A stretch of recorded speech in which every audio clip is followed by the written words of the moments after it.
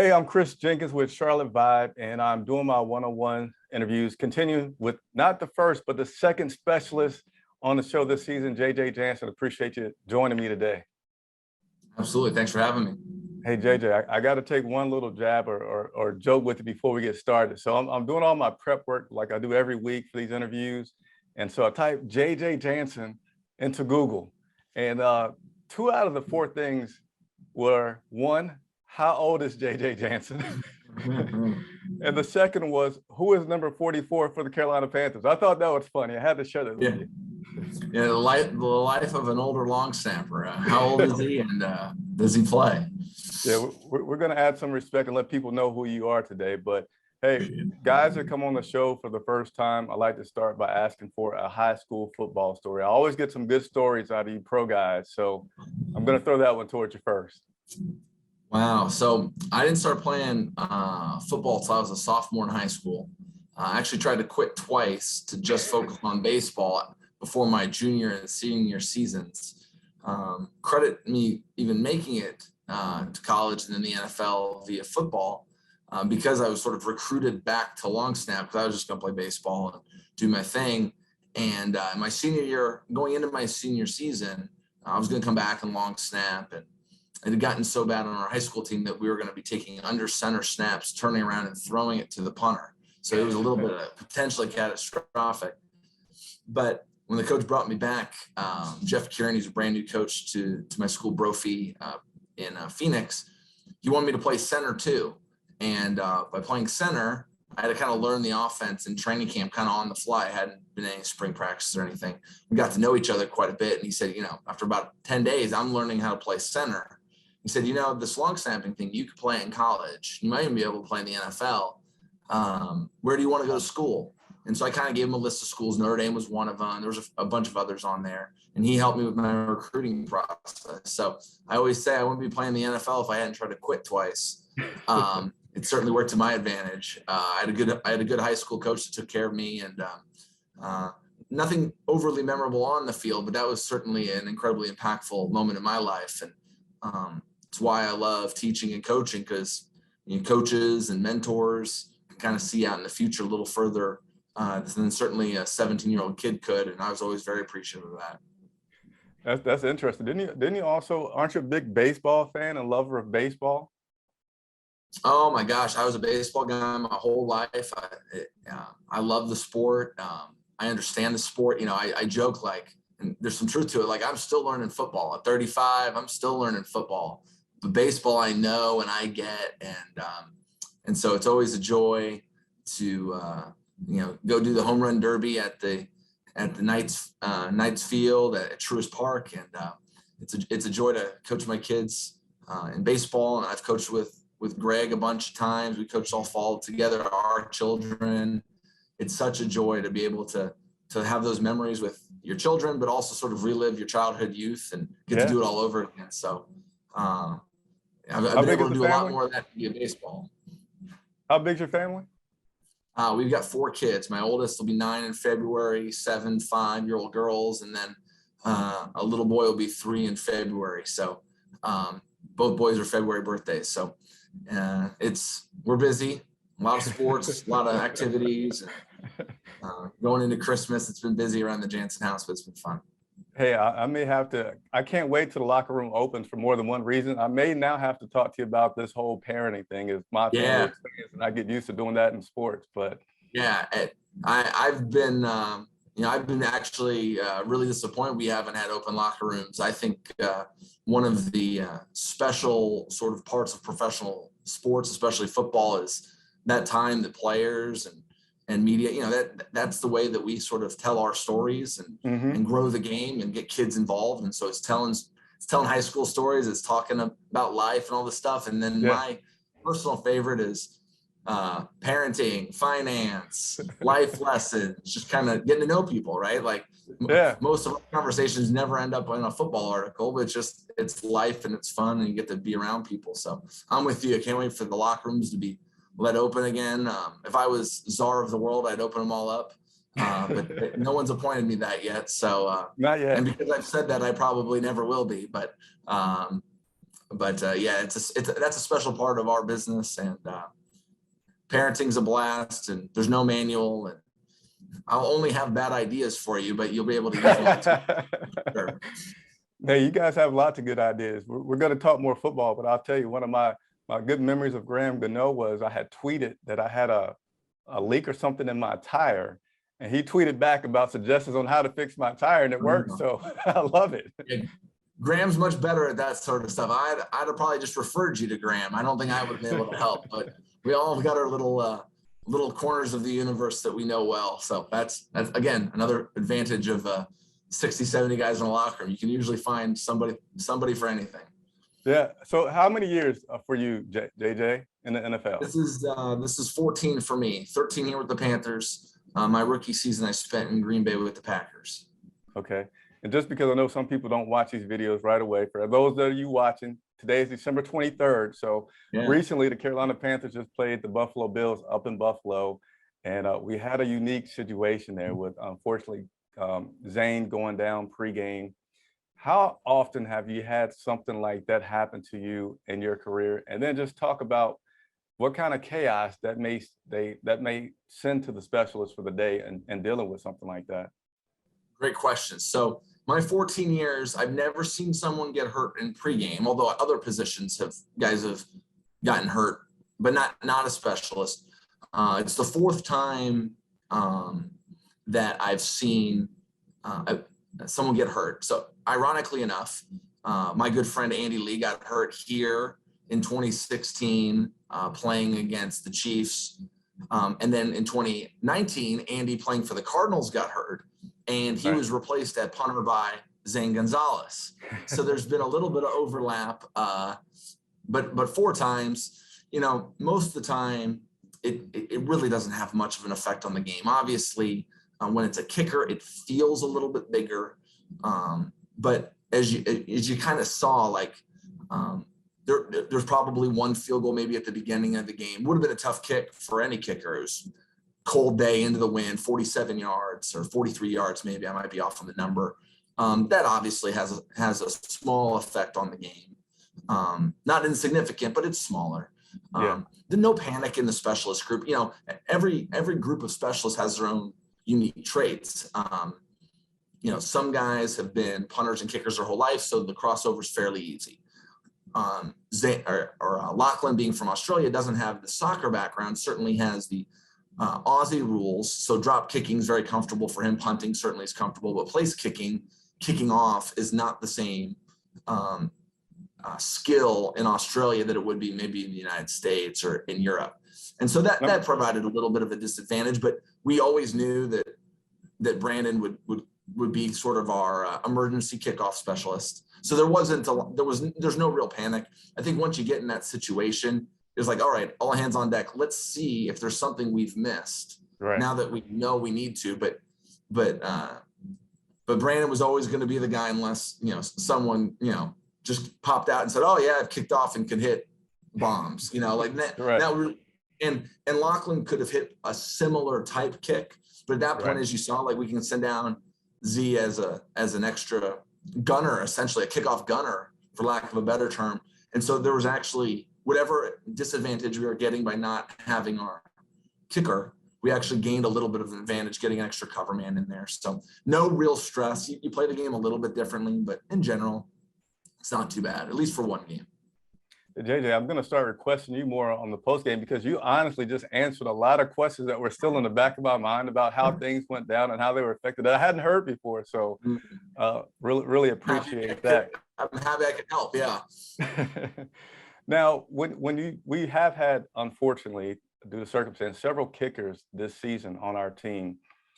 How does that affect timing? What do you have to do to get down time? And I know when I was speaking with Zane, he told me a number of seconds that he wanted to have something. So what do you do like right now this week with the new kicker coming in?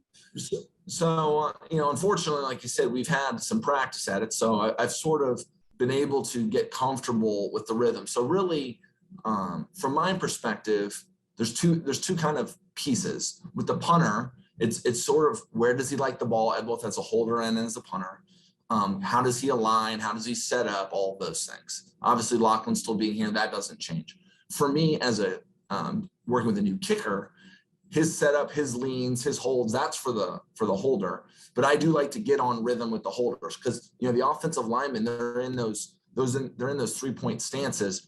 If I hold the ball for 10, 12 seconds because I'm not in rhythm with them, they get really antsy and they get really frustrated and they start barking and cussing at me when I'm just waiting to be told what to do. So I try to get in a rhythm so that we're all kind of comfortable hanging in there for as little amount of time as we possibly can. So guys don't kind of get stone-legged, kind of feel like their shoes are stuck in the mud, so to speak. So I'm trying to do that rhythm for the alignment and then just to be in a comfortable rhythm with the kicker and holder. So usually it takes a couple of days. We've done it, you know, this preseason, we did it on the fly in a preseason game. You know, when Ryan Santoso was here, I had never worked with him until 90 minutes before the game. Yeah. So you just take a lot of reps and you're trying to find your rhythm and know that it's going to be a little clunky and just try to be as comfortable being uncomfortable as you can until all of a sudden you look up one snap or one rep and you're like, oh, I got it. And so that's kind of the process we're working through here. I think by the end of the day yesterday, I feel like everyone kind of got the rhythm. We did a little more work again today. We'll hit it tomorrow. We've got Saturday, Sunday. It shouldn't be any problem at all. Hey, talk about what it's like being a specialist in the NFL, because I feel like this position, you know, everybody talks about the critical nature of the quarterback, and it is, but it seems like specialist is an area where there's such a short fuse. And right. You've been able to do this for, I think you said 14 years now. Talk about what it's like in your position as a specialist and the longevity that you have. Well, I think, you know, I always joke, everybody wants my job Monday through Saturday and no one really wants it Sunday. And I don't want any of their jobs any day of the week. So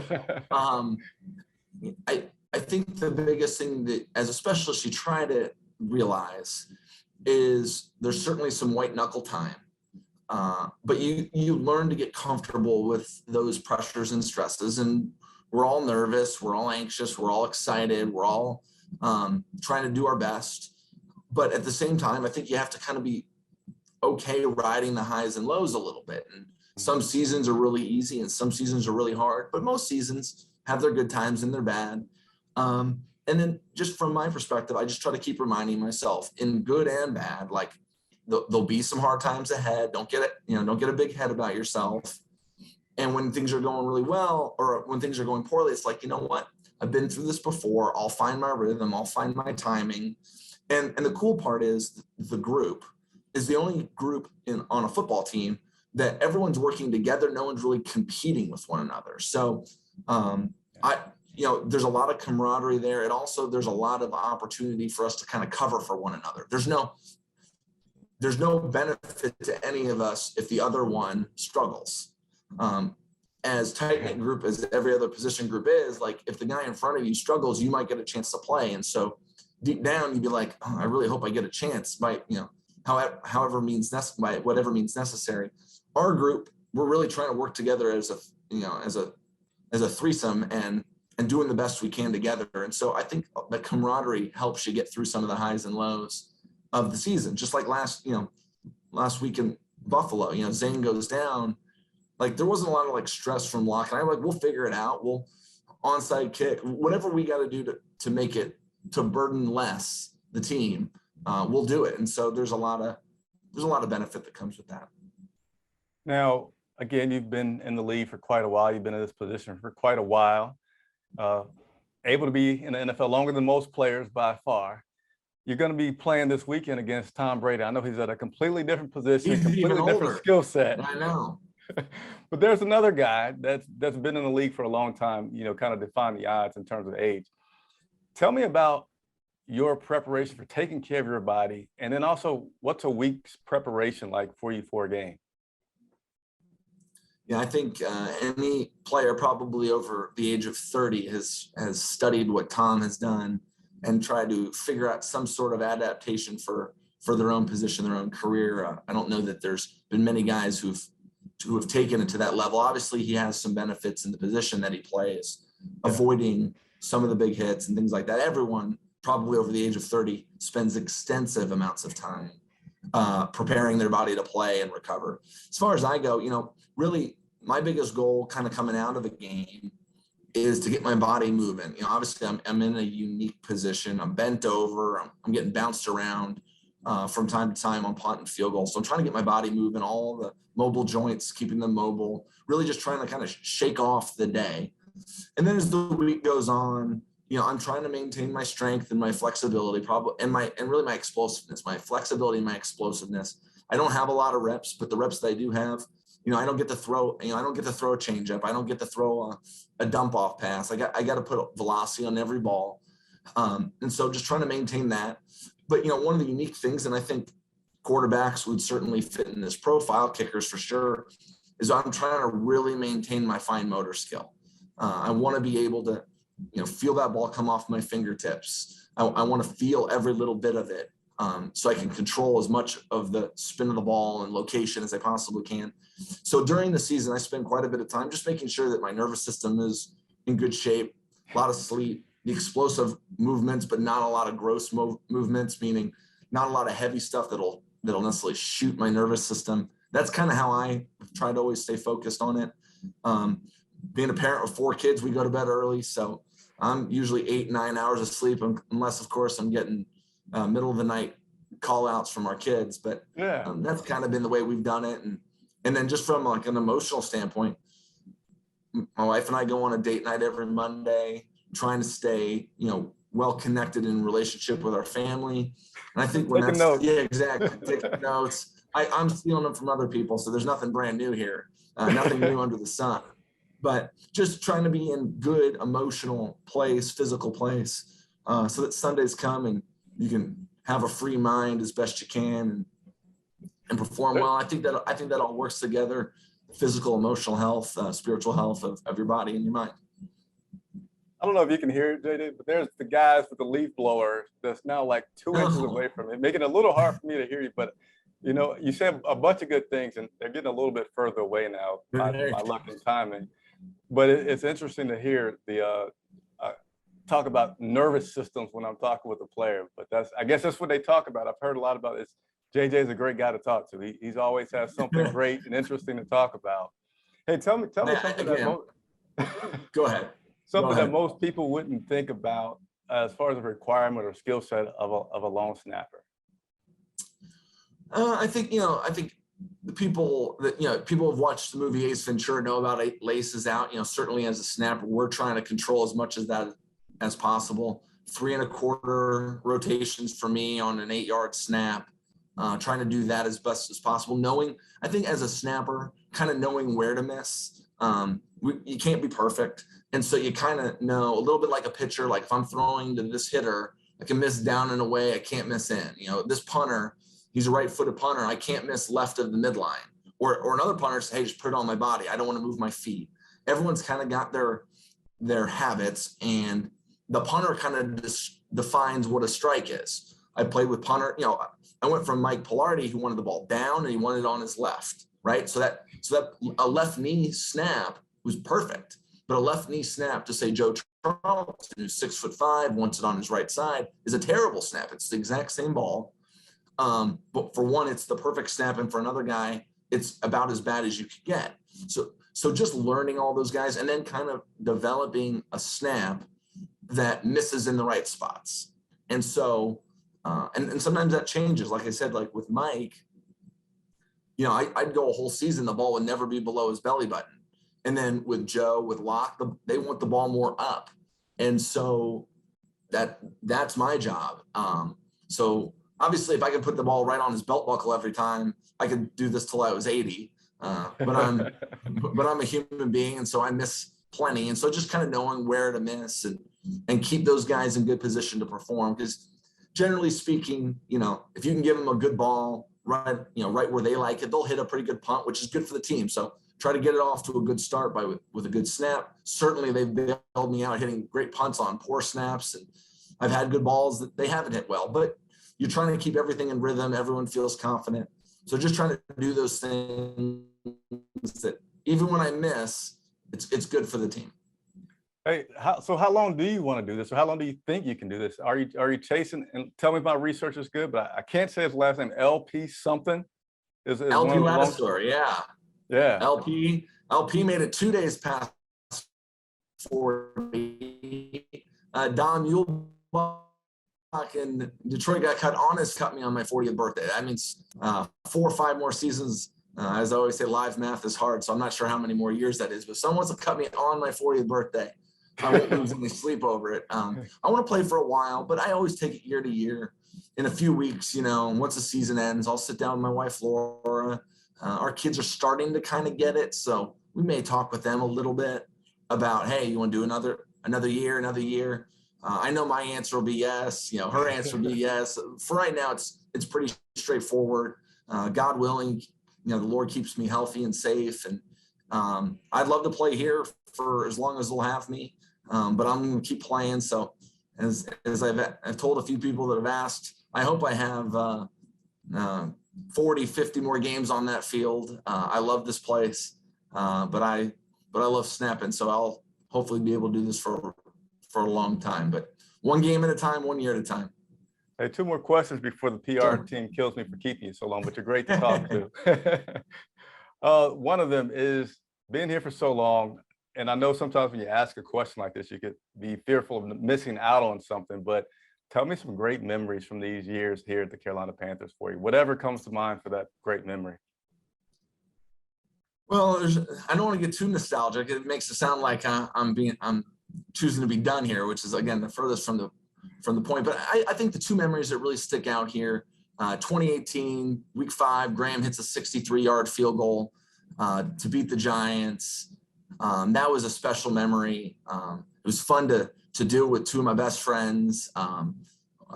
It was just a special moment. Anytime you can do something at home like that, see a guy hit at the highest level, was really kind of cool just to be a part of that. I had a similar moment in 15, a couple game winners in 15, but one in particular at home versus the Colts on Monday Night Football in the rain. Again, it was Graham. Graham was the source of a lot of good memories for me. Brad Norton was our holder. It was in the rain. It was a nasty, sloppy game. It was just fun, to hear the place go nuts. But I remember the first time really how special this place is hit me was in 2013. We're playing New Orleans, second to last game of the year. Coach Rivera chooses to punt with like 2.5 minutes left. We get booed off the field. We punt. We get a 3 and out. We get the ball back, and Cam goes right down the field, throws the ball to Dominic Hickson in the front pylon, right in front of the tunnel, and the place just went nuts. And it felt like the place was rocking. We're going to go to the playoffs for the first time since 2008. And anytime you get to win and have big moments on your home field is a special moment that, again, I remember those moments incredibly vividly. As you said, I know I'm leaving out monumental moments. Cam fumbling the ball, kicking it, rolling it around, and then diving in to win the division in 17 or go to the playoffs. We might not won the division that year. It was another moment. It's just like, that's Cam, that's us. That's, that was kind of a special deal. So you're not going to tell me about the moment that was, I believe, this year where you snap the ball, which, I mean, that's your job. You do it every time, but then you go down and make the stop the ball on the 1 or something like that. Yeah, that was last year. That was in LA. Yeah, that felt kind of. This is what you do. There was a lot going on. There was a lot going on that day. I take pride in knowing the rules. I didn't realize that I had controlled it. I had 3, 4, 5 steps. I always joke, chin tackles everybody, even his own teammates, and so that kind of got us in a little bit of trouble. You're just an athlete. I haven't. That's right. Exactly. All right, last one before we go. Sure. There's something you always ask specialists, right? And I don't know if you get asked this question. A punter, they ask him, how far can you punt? A kicker, what's your longest field goal? Yeah. JJ, how far could you snap the ball? I don't know. I just needed to go 14 and 8. I've never tried to figure out how far I could do it. How fast? How fast? So I radar gun this year in my training, I hit 42. Sit at, this is the baseball part of me. I sit at 37, 38, 39, but I got up to 42 this year, this off season. So trying to push that higher. I'd love to live in the 40s all day long. Hey, again, tell the PR staff, I'm sorry, you were a joy to speak with. Hopefully we'll get a chance to cross paths in that locker room, but I really appreciate you taking the time out. I don't know them, but tell the family hello. This seemed like a really nice group, and enjoy the holidays.